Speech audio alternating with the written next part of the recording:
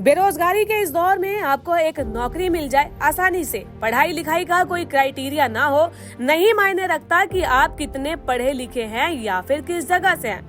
हाँ, शर्त बस इतनी है कि 80 घंटे काम करना है और वो भी बिना किसी सैलरी के। अगर ये ऑफर आपको दे दिया जाए तो क्या आप इसे एक्सेप्ट करेंगे? दुनिया के सबसे अमीर व्यक्ति और एक्स के सीईओ एलोन मस्क की तरफ से नौकरी का ये खुला ऑफर है। इसी पर अब बवाल है कि भारत में जहां 70 घंटे काम को लेकर ये बवाल मचा है, तो एलोन मस्क ने क्या सोचकर 80 घंटे काम करने की डिमांड रख दी है।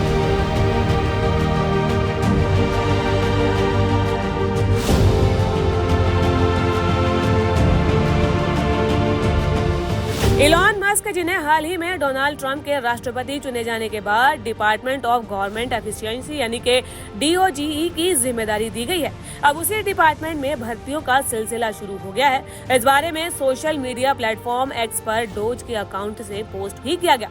डिपार्टमेंट को ऐसे लोगों की जरूरत है जो कि हफ्ते में 80 घंटे से ज्यादा काम कर सके, वो भी बिना किसी सैलरी के। और खास बात तो ये भी है कि इसके लिए उन लोगों की तलाश है जिनका IQ सुपर हाई है, जैसा कि इस पोस्ट में लिखा भी गया है। अब सोच कर देखिए कि 80 घंटे काम करना और वो भी बिना किसी सैलरी के।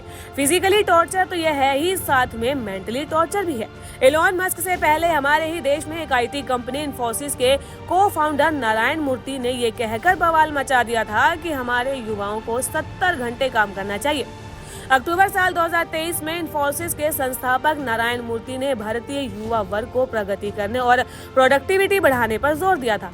उन्होंने कहा था कि आज के युवा को हफ्ते में 70 घंटे काम करना चाहिए। मुझे अफसोस है कि भारत प्रोडक्टिविटी के मामले में दुनिया में सबसे पीछे है।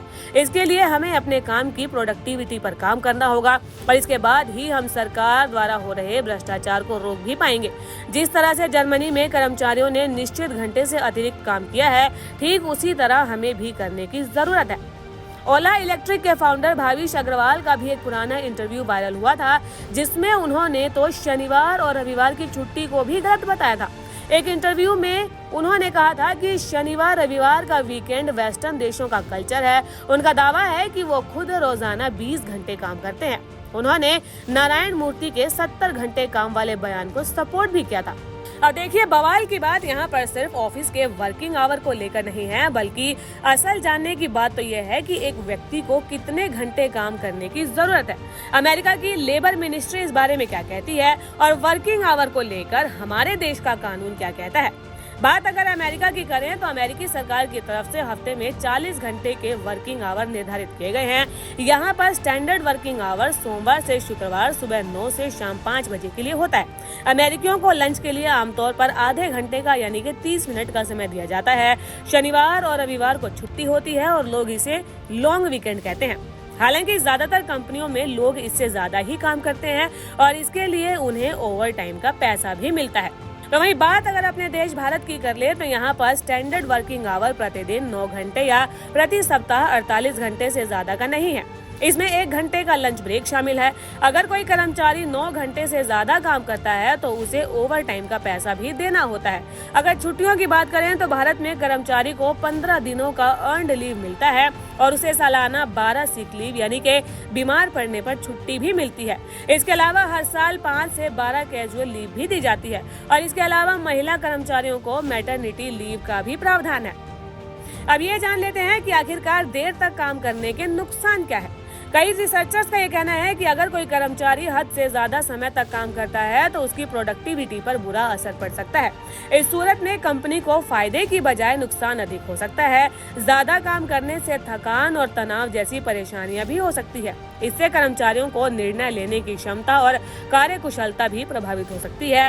काफी देर तक काम करना हमारी सेहत के लिए नुकसानदेह हो सकता है।